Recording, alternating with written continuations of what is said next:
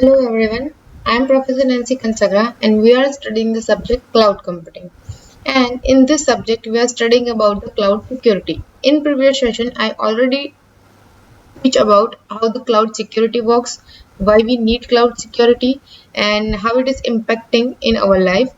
कि अगर कोई छोटा बिजनेस है जहाँ पे क्लाउड कंप्यूटिंग का यूज हो रहा है या इधर it is a huge business और a huge corporation, so if they are using the cloud computing technologies and their services from the provider of the cloud, so how they can secure that data in that particular service. So there are some general issues for regarding the security in the cloud. So while we are operating the cloud, right, so security concern is a major thing in the business, right? कि अगर कोई छोटा business है या बड़ा business है और either it is in government work, so उनके लिए security is in right now major concern because of कि हमारा जो data है that is totally virtual and we are storing our data virtually, and that might be possible that our data is quite precious or it is a very crucial thing for the person or for the business or for the government. So we are facing risk like denial of service attack, malware, SQL injection, data breaches, and the data loss, which is done by the hackers. So ultimately, that significantly impact on the reputation and the bottom line of the business. So we can say कि उसका एक impact आएगा हमारे business पे, इसकी वजह से business में up and downs हो सकते हैं. So while we are talking about the securing the cloud data, so there are few changes जिसको हम रीऑर्डर करके उसको सिक्योरिटी प्रोवाइड कर सकते हैं विद द क्लाउड कंप्यूटिंग. सो कौन सी ऐसी यूनिक सिक्योरिटी रिस्क है जिस पर हम वर्क कर सकते हैं एंड वो कैसे अभी इम्पैक्ट कर रही है क्लाउड पे.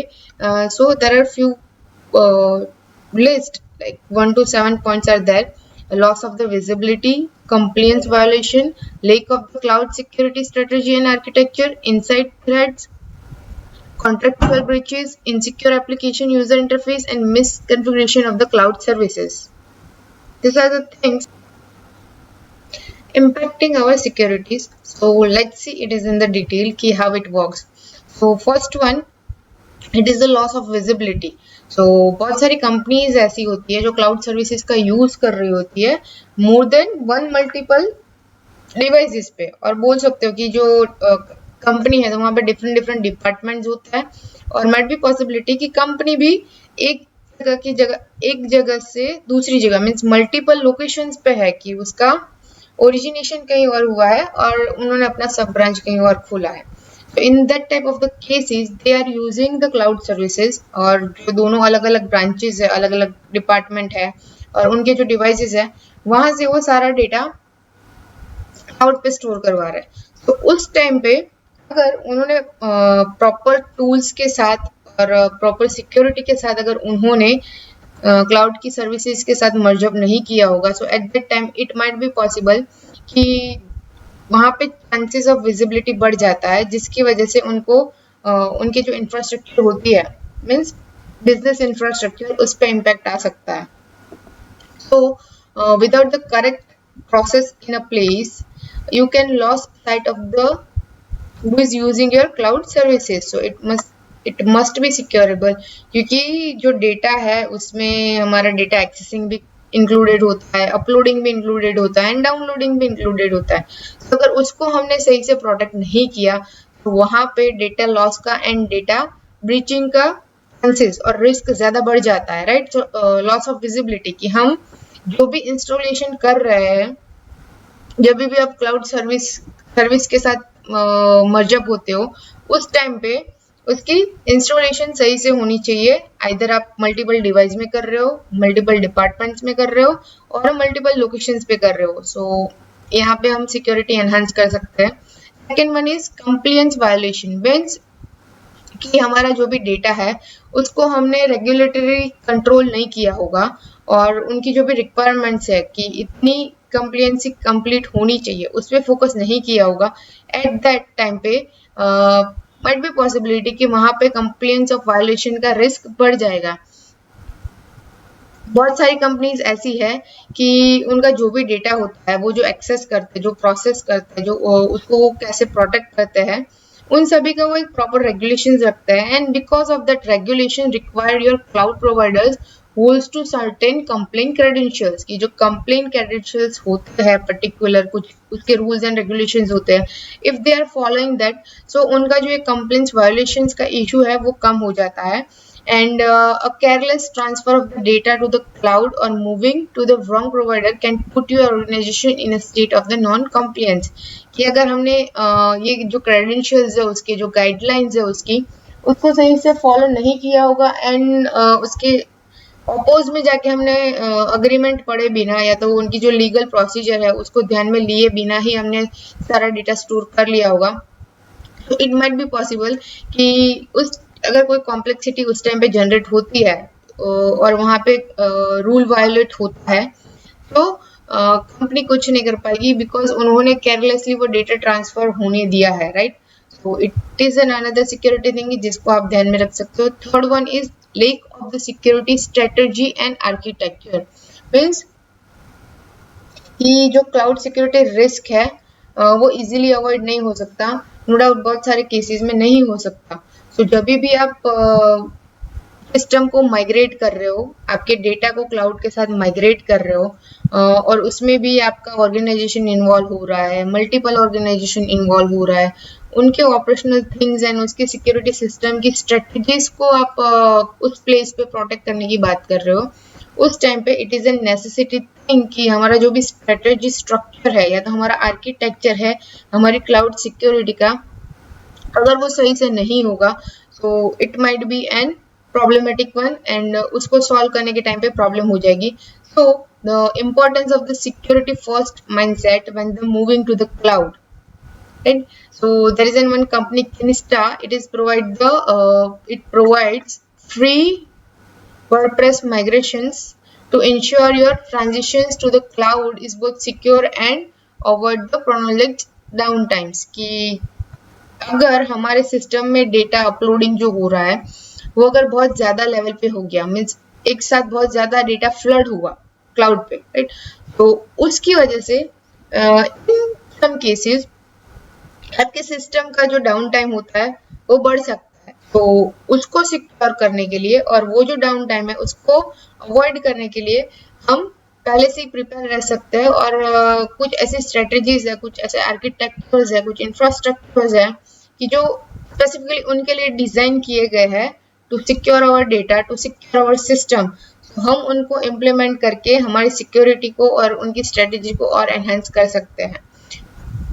Fourth one is insider threat. Insider threat means कि कोई कंपनी है, कोई ऑर्गेनाइजेशन है, they obviously trust their employees, their contractors, their business partners, but sometime in some cases it is possible कि वो लोग ही सिक्योरिटी रिस्क बन जाता है, बिगेस्ट सिक्योरिटी रिस्क बन जाता है। तो ये जो इनसाइडर थ्रेट्स है वो किसी आउटसाइड सोर्सेज की वजह से नहीं होते कि कोई मैलिशियस डेटा आ गया या कोई वायरस आ गया, कोई वर्म आ गया, या किसी ने बाहर से डिनायल ऑफ सर्विस का अटैक किया, बट ये वाला जो अटैक है दैट इज डन बाय और damage by the your own employees, your own partners, your own contractors. तो इस टाइप का केस होता है कि ये कब होता है कि आइदर लेक ऑफ ट्रेनिंग और नेग्लिजेंस, और इट इज नॉट नेसेसरी कि वो लोग जानबूझ के करते हैं, it might be sometimes it happens. तो ये इशू अगर फेस हो रहा है या करना नहीं है, तो जब भी हम क्लाउड में कुछ ऐसे चेंजेस कर सकते हैं कि हमारा जो भी डेटा है उसको हम कंट्रोलली यूज करें, एंड क्लाउड सर्विस प्रोवाइडर्स हैं वो एक ऐसा नया इनसाइडर साइड का लेयर वहां पे इम्प्लांट करे, जो भी सर्विस क्लाउड सर्विस प्रोवाइडर है वो आपके सिस्टम में एक ऐसा लेयर, सेफ लेयर क्रिएट करे इनसाइडर साइड को सिक्योर करने के लिए, तो वो चीज पे वर्क कर सकता है। First one is contractual breaches. Contractual breaches means कि जब भी आप डेटा शेयर करते हो वो डेटा कैसे स्टोर होता है, वो डेटा कौन ऑथोराइज पर्सन उसको एक्सेस कर रहा है, कौन सा एम्प्लॉय उसको एक जगह से दूसरी जगह मूव कर रहा है विदाउट द परमिशन, कि your employees unwittingly moving restricted data into a cloud service without authorization. Cloud create a breaches of the contract which could lead to a legal action. Means कि अब suppose I am working in some good firm and मेरे पास उसकी authority नहीं है but still I am sending that data to someone, right? So उस time पे contractual breaches का जो सिनेरियो है वो वहाँ पे happen होता है and because of that जो क्लाउड सर्विस प्रोवाइडर है उन्होंने जो टर्म्स एंड कंडीशंस पुटअप किए थे वो वहाँ पे फुलफिल नहीं हुआ और आपने उसको रीड किए बिना ही वो डेटा किसी और को सेंड कर दिया, राइट? उस टाइम पे जब वो डेटा एक जगह से दूसरी जगह ट्रांसफर होगा या ट्रैवल होगा तो some of the services provider include the right to share any data uploaded into their infrastructure, but ignore that and you can unintentionally breach or non-disclosure agreement कि जानबूझ के डिस्क्लोजर हुआ है या तो जानबूझ के ब्रीचिंग हुआ है ऐसा हम नहीं बोल सकते, बट हाँ कंट्रैक्चुअल ब्रीचिंग है अगर वो सिक्योरिटी फेज में हम रखेंगे तो हमारी सिक्योरिटी और एनहांस हो जाएगी. Next one is insecure application user interface. Insecure application user interface means कि आपकी जो भी ऑपरेटिंग सिस्टम है जो आपके क्लाउड इंफ्रास्ट्रक्चर को सपोर्ट कर रही है उसका एपीआई, उसका जो एपीआई इम्प्लीमेंट कंट्रोल है उसको आप ध्यान में रख के आपकी वेब एप्लीकेशन या मोबाइल एप्लीकेशन है उसको उस तरीके से अगर आप डिजाइन करोगे तो आपका स्टाफ है और जो आपके आउटसाइड कस्टमर्स है कंज्यूमर्स हैं वो उसको इजीली यूज कर पाएंगे एंड जब भी वो एक्सटर्नल फेसिंग एपीआई को फेस करेंगे कि क्लाउड सिक्योरिटी रिस्क में जो ये एपीआई का इशू है एंड उस टाइम पे those insecurities external API is a gateway offering unauthorized access by the cyber criminals looking to steal the data and manipulate the service. And इसका biggest example है the Facebook. That Cambridge Analytica scandal. Facebook ने insecurely external API gifted to the Cambridge Analytica and they have deep access to the Facebook user data. So this is a live example. So जो भी हमारे user का API है उसको secure रखना is an very necessary thing क्योंकि आप पूरा वर्चुअली वर्क कर रहे हो उस डेटा में माइट बी पॉसिबल कि आपका खुद का पर्सनल डेटा भी हो, आपके बैंक डिटेल्स हो सकते हैं, आपकी प्रॉपर्टी डिटेल्स हो सकती है. सो वी डोंट नो कि how crucial our data it is. So we need to secure that data because ultimately your personal data or your business data is gonna harm to you somehow. So API की वजह से वो issue create ना हो इसके लिए हमें cyber security cloud security पे फोकस करना चाहिए.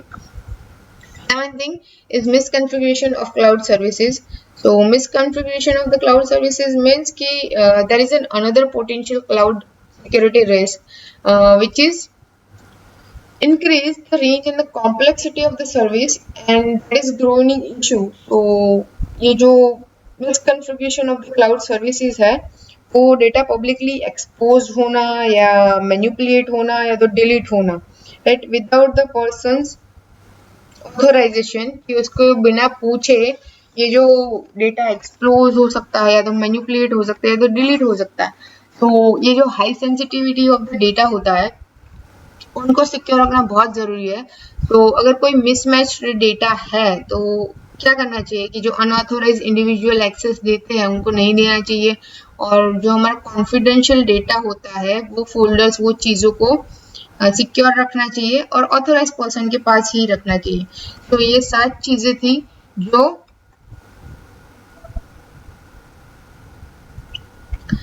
हैं जो जनरल इश्यूज है अभी क्लाउड सिक्योरिटी में. तो टू सिक्योर अवर डेटा हम क्या कर सकते हैं, अभी डेटा है वो 2 टाइप से सिक्योर कर सकते हैं हम क्लाउड में. बेसिकली जो हमारी क्लाउड की जो 3 सर्विसेज है आसास एंड पास उनके थ्रू हम हमारी कोई एप्लीकेशन यूज कर रहे हैं तो क्लाउड का हम स्टोरेज के लिए यूज कर रहे हैं या तो वर्चुअल डेस्कटॉप का यूज हो रहा है थ्रू और क्लाउड.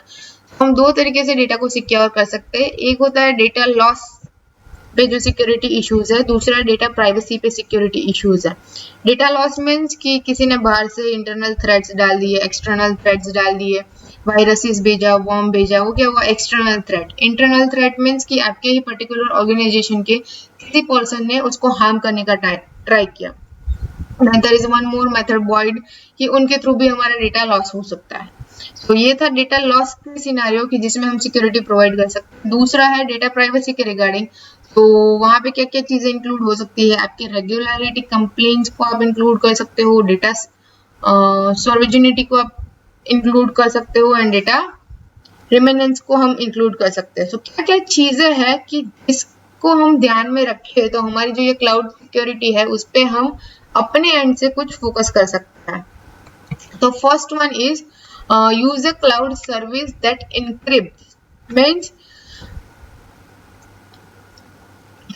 अगर हमें हमारे सिस्टम को सिक्योर रखना है फ्रॉम द आउटसाइड थिंग्स और डिफेंड रखना है, सो हम क्लाउड सर्विसेज में इंक्रिप्टेड फाइल्स का यूज कर सकते हैं।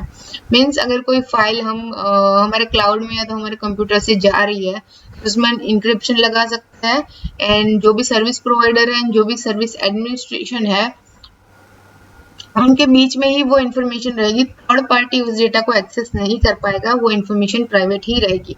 एंड इंक्रिप्शन के लिए बहुत सारे एल्गोरिथम्स का हम यूज कर सकते हैं, कुछ टेक्निक्स है जिनका हम यूज कर सकते हैं, जैसे कि RSA टेक्निक होती है, डेफी-हेलमैन एक्सचेंज टेक्निक है, एल्गोरिथम है, हम उनका यूज कर सकते हैं। There are multiple number of the algorithms and techniques are there, कि जिसका यूज करके हम हमारी पर्टिकुलर सर्विस को और या तो पर्टिकुलर फाइल को, पर्टिकुलर डेटा को उस पे इंक्रिप्शन लगा सकते हैं, एंड विदाउट द कोड वो डेटा एक्सेस नहीं हो सकता, right.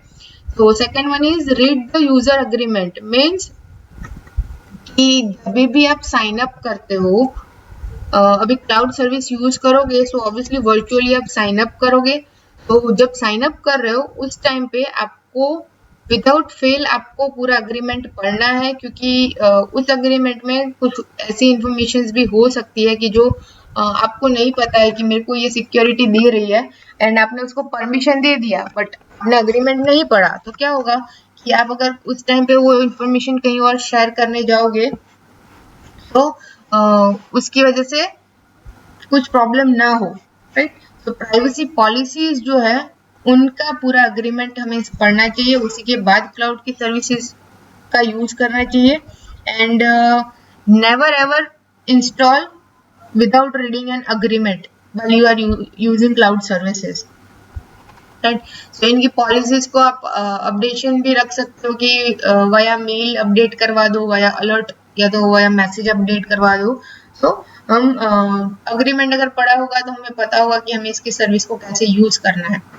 Third thing, set up your privacy setting. Set up your privacy setting means कि जो हमारी पर्टिकुलर सिस्टम है, जो सर्विस प्रोवाइडर है, वो क्या क्या चीजें प्रोवाइड कर रहा है, उसकी कॉन्फ़िगरेशन एंड उनकी जो एप्लीकेशन को आप यूज कर रहे हो वहां पे चेकआउट करो कि आपको कितनी सर्विस चाहिए, आप क्या क्या प्राइवेसी सेटिंग्स कर सकते हो। जैसे कि फेसबुक या इंस्टाग्राम यूज करते हो तो वहां पे आप खुद के लिए प्राइवेसी सेटिंग्स पुटअप करते हो। अगर मैं अपने फोटोज गूगल ड्राइव पे अपलोड कर रही हूँ या गूगल फोटोज पे अपलोड कर रही हूँ तो वहां पे मैं खुद से प्राइवेसी सेटिंग कर सकती हूँ। और अगर वहां पे प्राइवेसी सेटिंग नहीं होगा तो वहां पे सिक्योरिटी रिस्क बढ़ेगा, राइट। प्राइवेसी सेटिंग जब भी आप इनिशियली आपका सर्विस सेटअप कर रहे होते हो उस टाइम पे आप कर सकते हो। आफ्टर दैट आप उसको टाइम इंटरवल पे चेक कर सकते हो, आप उसको रिकॉन्फ़िगर कर सकते हो कुछ टाइम के बाद, और इवन आई सजेस्ट यू कि आप पर्टिकुलर टाइम इंटरवल पे इसको रीचेकिंग करते रहो ताकि आप सिक्योर रह पाओ। Third thing, use the strong password. Normally हमारी आदत होती है कि हम इजियर पासवर्ड रखते हैं तो हम उसको याद रख पाए, बट 75% अटैक्स ऐसे होते हैं कि वीक पासवर्ड की वजह से होते हैं कि हमने सिंपली 1 2 3 4 रख दिया, हम बोलते हैं हमें इससे क्या फर्क पड़ेगा, but that is very easier one to guess for the attacker. So always keep your password very strong, कि आपका जो पासवर्ड है वो कॉम्बिनेशन होना चाहिए शॉर्ट 8 to 15 कैरेक्टर के बीच का। उसमें आप कैपिटल वर्ड्स यूज कर सकते हो, स्मॉल वर्ड्स यूज कर सकते हो, स्पेशल कैरेक्टर्स यूज कर सकते हो, एंड इवन नंबर्स भी इंक्लूड कर सकते हो। एंड कभी भी अपने नाम या तो बर्थ डेट या तो कंपनी का नाम या तो अपने पेट का नाम ऐसे पासवर्ड नहीं रखना है। सो आपका जो भी पासवर्ड है वो एक हैवी बेस होना चाहिए। और अगर खुद से डिसाइड नहीं कर पा रहे हो तो अभी आप गूगल भी कर सकते हो कि वहां पे कुछ पासवर्ड्स आपको जनरेट करके देता है जिसको ब्रीच करना थोड़ा डिफिकल्ट हो जाता है। उसके बाद है you can use two factor authentication. Two factor authentication is an very common nowadays कि आप जो भी एप्लीकेशन यूज कर रहे हो, जो भी चीज यूज कर रहे हो, वहां पर टू फैक्टर ऑथेंटिकेशन लगाते हो। टू फैक्टर ऑथेंटिकेशन मीन्स एक जो पासवर्ड आपने ऑलरेडी डाला होता है और दूसरा कि आपको एक और बार पासवर्ड पूछता है जो सिर्फ आपको पता होता है, राइट। तो with the two factor authentication हमारी सिक्योरिटी और एनहांस हो सकती है। रिसेंटली जो हमारे एटीएम थे, एटीएम में भी टू फैक्टर ऑथेंटिकेशन का कंसेप्ट लगा है जिसकी वजह से और सिक्योरिटी वहां पे बढ़ गई है। इसके बाद don't share your personal information. अभी don't share your personal information is an common thing कि अगर मैं कोई डेटा कहीं पे स्टोर करवा रही हूँ तो वहां पे मेरे को जो मेरे पर्सनल इंफॉर्मेशन है जैसे कि बैंक डिटेल है, मेरा बर्थ प्लेस है, मेरा बर्थ डेट है, मेरे मदर का मिडल नेम है, जस्ट एन एग्जाम्पल कि मैं उसको कहीं पब्लिकली स्टोर या तो एक्सपोज नहीं करूंगी, क्योंकि बहुत सारे लीगल डॉक्यूमेंट जो होते हैं वहां पे मेरा बर्थ डेट अटैच हो सकता है, मेरे मदर का नेम अटैच हो सकता है, और इधर कोई ऐसे आपके पर्सनल डॉक्यूमेंट्स है कि जिसको आपको शो अप नहीं करना है, सो आप उनको शेयर मत करो। सो वही चीज हम कह सकते हैं, then don't store sensitive information. As earlier I said कि अपनी पर्सनल इंफॉर्मेशन वहाँ पे शेयर मत करो। तो फाइनेंशियल स्टेटस है, हमारे सिक्योरिटी नंबर्स होते हैं, फिर हमारे एटीएम कार्ड के जो नंबर्स होते हैं उनको हम कहीं पे डिस्प्ले नहीं करते। या तो हम ऐसा नहीं करते कि हम एटीएम कार्ड का फोटो निकाल के कहीं पे सोशल मीडिया पे या तो क्लाउड पे अपलोड करते, राइट। तो ऐसे फोटोज हम वहाँ पे सेंसिटिव इंफॉर्मेशन वहाँ पे नहीं पोस्ट करता है। या तो आपके कोई ऐसे फोटोज है जो बहुत इंपॉर्टेंट है, उनको भी पोस्ट नहीं करते, राइट। उसके बाद use a strong anti malware program. Means कि आपका जो सिस्टम है, आप जहाँ पे भी डिवाइस एक्सेस कर रहे हो, लैपटॉप है, स्मार्टफोन है, टैबलेट है, एनीथिंग, तो उनमें स्ट्रॉन्ग एंटी मालवेयर प्रोग्राम आप यूज करो ताकि आपकी सिक्योरिटी अपने एंड से आप खुद ही एनहांस कर लो। कुछ ऐसे यूआरएल होंगे, कुछ ऐसे डाउनलोड साइट्स होंगे जिनको आपको ब्लॉक करना है, तो आप easily with the anti malware program और एंटीवायरस सॉफ्टवेयर आपको कर सकते हैं इजीली, राइट। सो वो हम कर सकते हैं। उसके बाद install update your operating system की टाइमली हम अगर हमारा ऑपरेटिंग सिस्टम है उसको अपडेट करते रहेंगे, सो ऑब्वियसली वो अपने आप कुछ प्रोटेक्शन प्रोवाइड करता है, सो वो अपने आप सिक्योरिटी को एनहांस कर देता है। सो टाइमली इंटरवल पे हमारे ऑपरेटिंग सिस्टम की अपडेशन होनी चाहिए। And the last one is कि use the public wifi sparingly, means if it is not necessary। अगर आपके पास खुद का वाईफाई है या आपका खुद का डेटा है, सो प्लीज यूज दैट, क्योंकि पब्लिक वाईफाई में कभी कभी ऐसा होता है कि हर कोई एक्सेस कर रहा होता है, तो वहां पे चांसेस बढ़ जाते हैं कि आपका जो भी पर्टिकुलर सिस्टम है उसमें इजीली कोई इंटरप्ट कर सकता है, कोई अनऑथराइज पर्सन वहां पे आके आपका डेटा थेफ्ट कर सकता है। So use your public wifi whenever it is very needy one, right। तो this are the security things कि जो आप अपने एंड से एनहांस कर सकते हो। एंड जब भी हम क्लाउड में ये सारा डेटा स्टोर करेंगे तभी भी ये चीजें अगर हम ध्यान में रखेंगे तो हम अपने एंड से हमारी सर्विसेज जो है उसको इजीली सिक्योर कर सकते हैं। So thank you so much guys. If you have any kind of the doubt, you can put your question in below comment box.